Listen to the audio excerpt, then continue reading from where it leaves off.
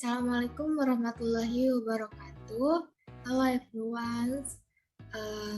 Hari ini saya sebagai anggota muda UKM Bahasa Flat akan melakukan suatu review apa aja sih yang sudah saya pelajari selama di kelas bahasa UKM Bahasa Flat ini. Sebelum itu saya akan memperkenalkan diri terlebih dahulu. Nama saya Keisha Arla Syufani. Saya berasal dari Fakultas Adab dan Humaniora, jurusan Sastra Inggris di UIN Syarif Hidayatullah Jakarta. Dan saya juga merupakan bagian dari anggota muda UKM Bahasa Flat. Pada kali ini kita akan membahas dasar dari bahasa Inggris, karena materi bahasa pilihan yang saya pilih untuk kedua bahasa dasar yaitu Arab dan Inggris, saya memilih bahasa Inggris. Ya, selanjutnya kita masuk ke bagian materi. Nah, kemarin di kelas bahasa Inggris saya lebih banyak mendapatkan materi tentang dasar-dasar TOEFL, bagaimana menjawab soal TOEFL, bagaimana bentuk soal TOEFL dan jenis-jenisnya. Dan sumber yang diberikan oleh tutor di kelas saya itu ada Longman Complete Course for the TOEFL Test by Deborah Phillips, seperti yang ada di gambar ini. Ini merupakan cover buku dari Longman Complete Course karya Deborah Phillips. Kemudian yang kedua ada buku Cliff TOEFL Preparation Guide by Michael APMA and Mary Ellen MPMA. Tapi sebelumnya mohon maaf karena tidak bisa menampilkan bagaimana cover buku dari Cliff TOEFL Preparation Guide ini. Kemudian kita langsung masuk ke materi.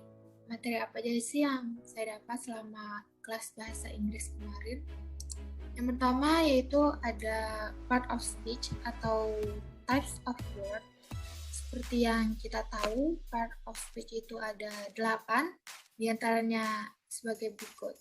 Pertama ada nouns, yaitu kata benda atau bisa disebut kata benda. Contohnya di sini ada chairs, tables, car, book, and so on. Kemudian yang kedua ada pronouns atau kata ganti. Kemudian contoh di sini ada I, you, he, she, it, ours, them, who, which, anybody, ourselves, and etc. Kemudian yang ketiga ada verbs. Verbs itu kata kerja. Contoh di sini ada sing, dance, eat, drink, maybe read, and so on. Yang keempat ada adverb. Adverb berarti kata keterangan. Contoh di sini ada tomorrow, yesterday, here, always, and so on. Kemudian yang kelima ada adjective. Adjective sendiri berarti kata sifat. Contoh hot, lazy, funny, unique, and etc. Kemudian selanjutnya ada conjunction. Conjunction berarti kata sambung yang bisa sebuah kata yang bisa menyambungkan dua kalimat. Contoh di sini ada and, or, but, therefore, however, and etc. Kemudian ada prepositions atau bisa disebut ke depan. Contoh di sini ada to, at, after, on, and etc. Kemudian yang terakhir ada interjection. Interjection ini disebut sebagai kata seru atau saat kita mengucapkan seperti ada tanda seru. Contoh oh, or ouch, or hi, or wow, like that gitu. Kemudian ada juga penjelasan dari determiner atau artikel. Artikel itu kayak ada an, the, others, and etc. Oke. Selanjutnya kita masuk ke materi structure. Nah, kemarin saya belajar structure tentang masih dasar bagaimana soal-soal TOEFL tentang struktur ini. Pertama ada normal sentence pattern in English. Jadi seringan kita menemukan contoh soal di mana kita harus melengkapi kalimat apa yang kurang dalam suatu kata apa yang kurang dalam satu kalimat tersebut, atau apakah kalimat ini sudah benar strukturnya. Nah, kita akan membahas ini. Dalam normal sentence pattern in English, dalam sebuah kalimat dalam bahasa Inggris haruslah memuat subject and verb. Ini menjadi utama, di mana dalam suatu kalimat haruslah terdapat subject and verb. Apa sih subject and verb? Subject is the agent of the sentence in the active voice. This the person or thing that performs or is responsible for the actions of the sentence. Ya, subjek seperti kita tahu, jadi suatu yang seseorang yang mengerjakan pekerjaan tersebut dalam kalimat, atau suatu pelaku dalam kalimat tersebut. Kemudian verb is follows the subject in declarative sentence. It generally shows the action of the sentence. Ya, seperti kita tahu, verb itu kata kerja, jadi dalam satu kalimat itu haruslah ada subjek dan verb. Subjek dan suatu kata kerja. Kemudian untuk complement and modifier sendiri, ini adalah dasarnya sebagai suatu pelengkap kalimat. Complement is completes the verb. It generally follows the verb when the sentence is in the active voice. A complement answers the question what or whom. And then modifier is tells the time, place, or manner of the action. Oftenly, it is a prepositional phrase or group of words that begins with a preposition and ends with noun, and an adverb or adverbial phrase. Modifier answer the question when, where, or how. Nah, untuk complement sendiri ini complement dan modifier ini sama-sama sebagai pelengkap. Bedanya, complement itu suatu kata yang menjawab pertanyaan what or whom. Sedangkan modifier itu sebuah kata yang menjawab pertanyaan when, where, or how. Nah, kita lihat contoh di sini. John ate a pizza last night. Kita analisis. John di sini berperan sebagai subjek, ate di sini berperan sebagai verb yang merupakan verb bentuk verb 2 dari kata ate makan. Kemudian pizza di sini berperan sebagai complement. Complement yang menjawab pertanyaan dari what. Jadi apa sih yang John makan di last night, di malam kemarin? Berarti John memakan pizza. Itu menjawab pertanyaan what, termasuk complement pizza. Kemudian last night menjelaskan, ini merupakan modifier, masuk sebagai modifier yang menjawab pertanyaan when, tells the time, menjelaskan sebuah waktu. Jadi kapan sih John ini makan pizza? John ini makan pizza kemarin malam. Jadi dia termasuk ke dalam modifier. Kemudian contoh lagi ada we studied last night. Nah, we ini berperan sebagai subjek dari satu kalimat ini. Kemudian studied berperan sebagai verb. Dia merupakan bentuk verb past tense dari kata study. Kemudian last night ini seperti contoh pertama, dia masuk ke dalam modifier yang menjawab pertanyaan when, menjelaskan waktu. Nah, mana sih complementnya? Complement di sini tidak ada karena complement dan modifier ini bersifat tidak wajib karena hanya sebagai pelengkap dari suatu kalimat. Oke, we studied last night ini merupakan bentuk dari present perfect tense. Oke, kemudian lanjut materi selanjutnya ada noun phrase and determiner. Nah, noun phrase and determiner ini akan ada 4 pembahasan. Yang pertama itu macam-macam noun. Kita akan bahas ini. Pertama, macam-macam noun itu ada umumnya ada 2, ada countable and uncountable noun. Apa sih countable and uncountable noun itu? A countable noun is one that can be counted. Jadi sesuatu yang bisa dihitung. Contohnya book, student, person, and etc. Dan apa sih uncountable? An uncountable noun is one that cannot be counted. Jadi kebalikan dari countable.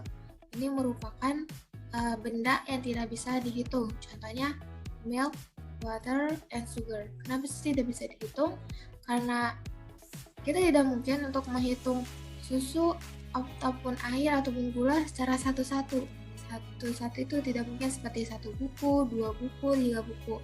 Karena hitungan dari milk, water, sugar ini bisa menggunakan mililiter ataupun gram ataupun yang lainnya.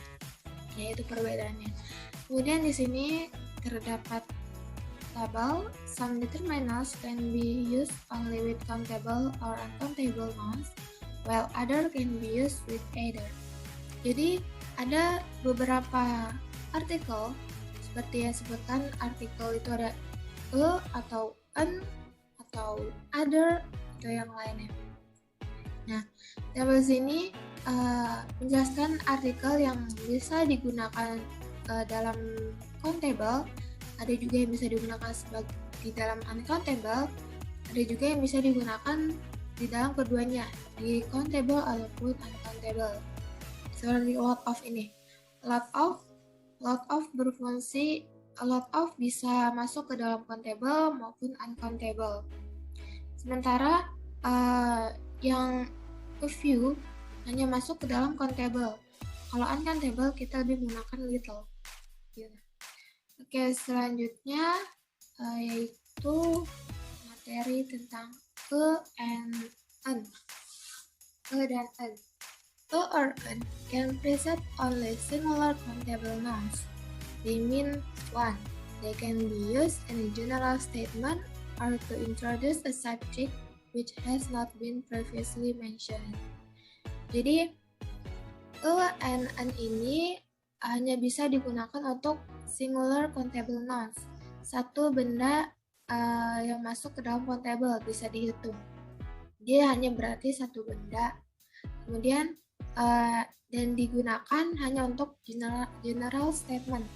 Jadi sesuatu yang umum, tidak disebutkan secara spesifik. Or to introduce subject which has not been previously mentioned. Jadi sebuah subjek yang belum disebutkan sebelumnya. Contoh di sini ada baseball is round. Nah, baseball di sini dia tidak menyebutkan baseball jenis apa atau bagaimana, karena di sini masih general. Artinya means all baseball is round. Kemudian ada I saw a boy in the street. Nah, ini juga masih umum. Karena kita nggak tahu, we don't know which boy. Yang mana sih anak itu? Jadi dia tuh, saya tuh melihat anak yang mana di jalan. Kemudian penggunaan di sini ada perbedaan penggunaan dan an. Seperti contoh a book, an apple. Jadi kalau an is used for before word that begin with vowel sound. Jadi an ini digunakan sebelum kata yang berawalan vowel. Sementara digunakan dengan kata yang berawalan konsonan. Itu pun ada some case jika awal kata berbentuk konsonan tetapi dia bunyinya vowel, ketika diucapkan terdengar seperti bunyi vowel, maka dia tetap menggunakan an. Begitupun sebaliknya. Begitupun dia. Kemudian selanjutnya yaitu the. Yang ketiga adalah the. The is used to indicate something that you already know about or something that is common knowledge. Ini merupakan kebalikan dari and an. Kalau and an tadi dia masih umum, belum spesifik, jadi yang bisa yang mana aja. Kalau the ini lebih spesifik, sudah disebutkan entah bagaimananya, bentuknya atau apapun itu. Nah, contoh di sini, the boy in the corner is my friend.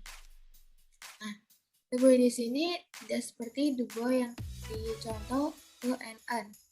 Karena di contoh e and an, kita nggak tahu the boy anak laki-laki ini tuh yang mana yang dimaksud ketika dia melihatnya di jalan. Kalau di sini dia menyebutkan the boy in the corner is my friend. Jadi anak laki-laki yang mana sih yang merupakan my friends? Yaitu the boy yang in the corner. The speaker and the listener know which boy. Jadi orang yang mengatakan dan orang yang mendengarkan kata tersebut juga tahu yang mana sih orang itu, anak laki-laki itu. Kemudian the earth is round. Ini tentu saja menggunakan the karena bumi ini cuma satu, tidak ada yang lain. Jadi the earth is round itu udah spesifik. There is only one earth. Kemudian yang ketiga contohnya ada the sugar on the table is from Cuba. Nah ini spesifik karena gula ini sudah disebutkan gulanya yang di mana on the table dan gula ini gula dari mana from Cuba. Jadi nggak cuman a sugar doang. Jadi kalau menggunakan a sugar itu pasti kita nggak tahu dia jenisnya gula apa, entah gula merah, gula putih ataupun itu. Kemudian di sini juga ada contoh, ada tabel di mana kapan kita harus menggunakan the dan kapan kita tidak boleh menggunakan the. Kayak contoh, kalau mountains kita harus menggunakan the, bisa menggunakan the. Sementara untuk mount itu tidak bisa menggunakan the. Seperti itu. Oke. Selanjutnya ini yang terakhir, yang keempat yaitu other. Other itu pembahasannya bisa dibagi dua, with countable nouns dan with uncountable nouns. Untuk with countable nouns kita bisa pakai another, the other, and other. Kalau yang uncountable nouns kita bisa pakai other dan juga the other. Ya apa sih perbedaannya? Jadi another and other itu lebih non-spesifik, sementara yang di other itu lebih spesifik. Contoh, I don't want this book, please give me another. Another sini bukunya tidak spesifik, jadi saya menginginkan buku, please give me another. Jadi tolong berikan saya buku yang lain, saya tidak mungkin buku ini. Tetapi buku apapun itu tidak spesifik, tidak judulnya ditentukan atau bentuknya atau warnanya, buku apapun itu. Kemudian yang contoh kedua, I don't want this book, please give me the other. Nah, the other itu lebih spesifik. Jadi saya tidak menginginkan buku ini, tapi berikan saya buku yang berjudul ini atau buku yang lebih spesifik gitu. Ya, seperti I don't want this book, please give me another. I don't want this book, please give me the other. Kemudian, this chemical is poisonous, others are poisonous too. And then I don't want this box, please give me the others. Okay. Kemudian another way of substituting for the noun is to use other plus one or ones. Jadi cara lain untuk masukkan noun itu menggunakan other ditambah one, jadi other one atau other plus ones, other ones. Okay, so maybe this is the last our lesson. So